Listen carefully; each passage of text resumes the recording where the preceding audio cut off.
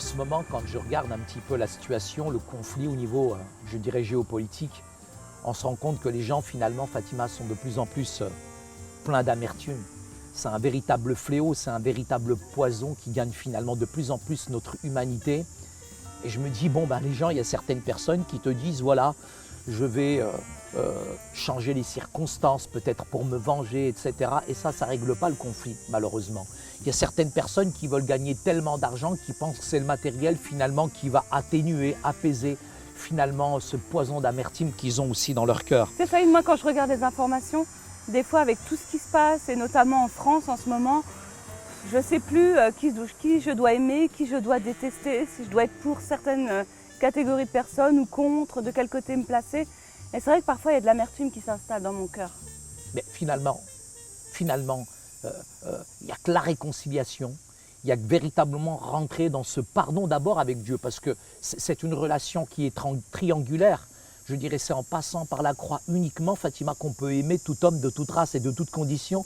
Et c'est en passant par la croix qu'on peut avoir cette grâce, je dirais, de pardonner aux autres. Il y en a qui pensent que c'est en changeant les circonstances, en ayant plus d'argent. Mais il n'y a rien qui va améliorer les choses, puisque la racine de ce mal, ce conflit, ce fléau, il est à l'intérieur du cœur de l'homme. Et ce n'est pas ces choses-là qui vont changer les choses. Toute situation difficile, on peut quand même avoir la paix. Moi, il m'est arrivé d'avoir des situations difficiles. Et même dans des circonstances où parfois j'étais troublée, où j'étais accablée, il m'est arrivé vraiment quand je me réfugiais dans la prière de trouver la paix. Et tu sais, ça me fait penser à l'histoire de Linda. Tu sais, quand j'ai passé du temps avec elle hier, elle m'a raconté comment Dieu l'avait aidée. J'étais vraiment choquée, je peux dire, parce que son mari, figure-toi, Linda, tu sais, le fameux Saïd, d'ailleurs, il a le même prénom que toi. Et ouais, tiens, par hasard. Ouais, mais ça n'a rien à voir avec toi. Hein. Tous les Saïds ne sont pas les mêmes. Heureusement. Eh bien, figure-toi, on ne dirait pas comme ça. Oui. Mais en fait, c'est un joueur compulsif. Tous les week-ends, il est rendu au casino. Et son problème à Saïd, c'est qu'il dépense l'argent du foyer. Et des fois, franchement, elle se retrouve sans 1 euro. Le souci, c'est que quand elle n'a pas d'argent, qu'est-ce qu'elle fait, Linda? Eh bien, elle va au restaurant du cœur. Parce que là-bas, il l'aide. Elle va des fois à Emmaüs, au Secours catholique. Et là-bas, elle reçoit de l'aide. Mais franchement, ce n'est pas une vie qu'elle a. Et elle m'a dit que pendant un moment, elle était tellement en colère après son mari, elle avait tellement d'amertume qu'il se trouve qu'elle en voulait à Dieu et que sa relation avec Dieu, elle a été atteinte. Parce qu'en fait, elle priait, elle demandait à Dieu que la situation change et il n'y avait rien qui changeait au départ.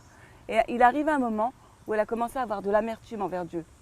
Alors moi je pense, hein, Fatima, pour Linda, la seule solution, si vraiment elle n'expérimente pas la puissance de la croix, la puissance du Christ, elle ne pourra jamais rentrer dans cette notion de grâce. Et c'est cette grâce qui va lui permettre finalement de pardonner à son mari. Et même, je dirais, si elle est dans des circonstances qui la dépassent, je dirais, avec Dieu, Dieu va l'aider finalement à tenir. C'est vrai que son mari a un problème, il a une maladie. Mais cette tu maladie-là, savais alors? je le sais très bien, puisqu'il est venu se confier à moi. Mais elle pourra finalement, je dirais, Fatima, supporter, je dirais, ce travers, ce penchant de son mari, qu'en aimant son mari. Il n'y a que Dieu qui peut l'aider finalement à aimer son mari. Et c'est en passant véritablement, je dirais, par la grâce de Dieu. Alors il y a des blessures qui sont là, qui sont profondes, etc. Mais Dieu peut véritablement nous sauver. Dieu peut nous aider, je dirais, à être patient, à supporter, je dirais, les travers et de telles circonstances sans aucun problème. Justement, Saïd, tu sais quoi? Elle m'a dit qu'elle avait fait justement cette expérience de rencontrer Jésus. C'est-à-dire qu'elle le connaissait déjà. Mais elle a fait cette expérience de le rencontrer davantage et de se confier davantage en lui. Et tu sais ce qui s'est passé? C'est qu'au fil du temps, son mari n'a pas arrêté d'aller au casino. C'est vrai qu'il y va toujours, mais il y a quand même des choses qu'elle a vues, elle a quand même vu des changements. Et tu sais ce qu'il a commencé à faire, son mari? Il a commencé à prendre soin de ses enfants. Et ça, c'est déjà un miracle en soi. Fatima, tu sais, j'ai eu un entretien avec lui. Saïd, je le connais. Et ce qui se passe aujourd'hui, tu sais ce qui a changé les choses? C'est aussi le comportement de son épouse. Son épouse a essayé à arrêter de le juger, de le condamner. Elle a commencé à prier d'une manière inverse. Au lieu de toujours prier, se lamenter, etc., elle a commencé à se réjouir pour son mari. Elle a commencé à bénir son mari. Elle a commencé à prononcer plus des paroles, je dirais, négatives, mais des paroles positives basées sur la puissance de la parole de Dieu. Et là, ça a opéré un changement, une transformation. Elle a commencé à changer finalement l'atmosphère. Et une fois que l'atmosphère change, change, son couple a changé, son mari change. Fatima, c'est loin d'être parfait. Mais tu C'est sais loin ce qu'elle d'être m'a dit parfait. C'est loin Elle d'être m'a dit parfait, qu'ils- mais il y a un changement dans Ils le se disputent couple. beaucoup moins. Ils se disputent Ouais, j'ai beaucoup moins remarqué, hein. depuis tout ça. J'ai Et remarqué. c'est vrai qu'elle m'a dit que malgré que la difficulté soit encore là, elle a quand même une certaine paix. Elle est quand même sûre que petit à petit, le Seigneur va arranger les choses. Et tu sais ce qu'elle m'a dit, que finalement, elle a plus de colère, elle a plus d'amertume. Mais le pire, c'est que comme je t'ai dit tout à l'heure, c'est qu'elle avait non pas seulement une colère envers son mari, mais elle avait une colère envers Dieu et elle priait plus. C'est pour ça que sa vie spirituelle va beaucoup mieux aujourd'hui. Fatima, il y a deux dimensions. Il y a une dimension qui est horizontale et il y a une dimension qui est verticale.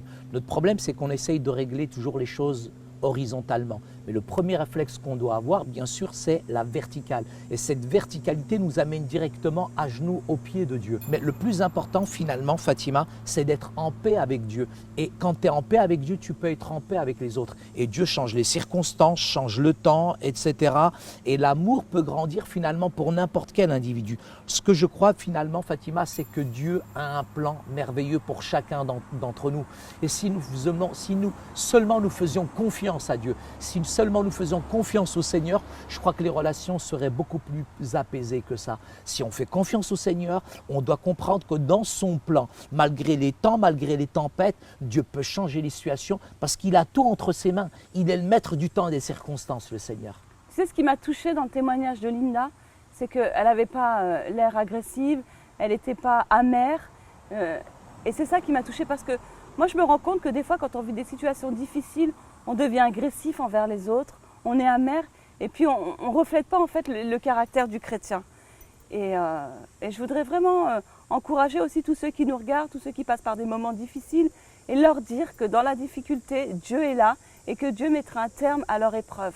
Si on se confie en lui, comme Linda s'est confiée en Dieu. Moi, tout ce que je peux te dire, c'est parfois, il faut arrêter, je dirais, de prêcher un évangile où tout est facile, etc. Il y a des difficultés, il y a des périodes de vent contraire, il y a de l'adversité. Mais ce que dit la Bible, c'est plutôt croissance, même dans les moments difficiles. Moi, je ne crois pas que parfois, toutes les situations vont changer du jour au lendemain. Alors que ce qu'on va faire, si les circonstances ne changent pas, si les gens ne changent pas, si le pardon n'est pas là, si finalement on est toujours dans cette période d'adversité, etc., il faut faire confiance au Seigneur. Oui. Il faut rester en paix avec Dieu. Il ne faut pas se révolter. Il faut quand même bénir, prier, changer l'atmosphère autour de nous. Et Dieu, qui est le maître du temps, des circonstances, il est tout puissant, je dirais même pour changer le cœur de nos ennemis. Et je pense que ça c'est vraiment important, Fatima. Malgré que les choses ne changent pas, il faut faire confiance au Seigneur. Il y a tellement de personnes qui doutent parce qu'on ne voit pas finalement instantanément les choses changer. Mais il faut faire confiance au Seigneur. La confiance, c'est la foi. Et la foi n'a rien à voir avec la croyance. Parce qu'on peut croire et douter. Mais la foi, c'est de croire que Jésus peut transformer les situations. On va terminer en revoyant les différents points qu'on a énumérés. Une ligne de pensée dit ceci: si seulement ma vie était différente, je pourrais vivre en paix. Mais c'est un mensonge car la véritable paix vient de l'intérieur, pas des circonstances extérieures. Même si les circonstances de nos vies ne changent pas ou si elles empirent, la paix avec Dieu nous permettra de vivre en paix même dans les difficultés. Lorsque vous êtes en paix avec Dieu et que vous étendez cette paix aux autres, les cœurs sont changés. Linda! Mais c'est où Linda? Elle est où Linda? Voilà, ça recommence. Encore C'est une Saïd! dispute. Elle est où Linda? Vas-y Fatima, moi je suis fatigué là. Non, C'est pas possible. C'est Saïd là qui se prend Moi, la je tête avec viens, Linda. on va prier. On Moi, va je propose prier. qu'on prie et qu'on agisse. D'accord, il va se mettre à genoux devant le Seigneur.